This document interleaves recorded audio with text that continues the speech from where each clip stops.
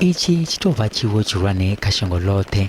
Vhashumi vha furaruina vha mugodini wa Lolmi Platinum vho thuntshiwa vha vhulawa nga mapholisa musi yo ḓa mugwalabo ngei Marikana nga ḽa fumi-rathi ḽa Thangule ḽa nwaha wa gidi-mbili-fumi-mbili.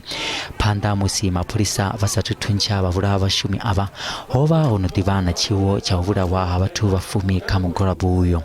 Vhanna vha fumi na vhaṱanu vha khou hweswa mulandu wa vhulawa vhapondwa vha fumi kha itsho tshiwo. Zwa zwino vhanna vha khou lavhelelwa u ḓivhanedza khothe hafhu zwi tshi tevhela u ita khumbelo ya uri mulandu uyu u phumulwe. Vha muṱa vha ri vha pfa vho hanguwa tshoṱhe. Khaladzi ya muna wa vhane vho Hendrik Tsietsi munene vha ri sa muṱa vha khou ṱoḓa fhungo iḽi ḽi tshi ladzwa. Vho Hendrik ndi muṅwe wa vhaofisiri vhe naye vha vhulawa kha itsho tshiwo. As the court resumes, my hope is that I wish justice to prevail. It's been long overdue and we still don't have closure about our loved ones that were killed before the 16th of August. 10 people were killed before that, but nothing has been said about them. Musi tshitevhela mpfu dza mapholisa na vhalindi vha tsireledzo, vhana vha khou livhana na milandu ya fumi-rathi ine ya vha ndingedzo dza u ṱoḓa u vhulaha, u tshinyadza ndaka, u ṱangula khathihi na u vha na zwigidi na gulo zwi siho mulayoni.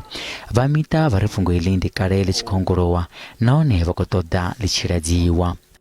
All we need is that the cases must be finalized.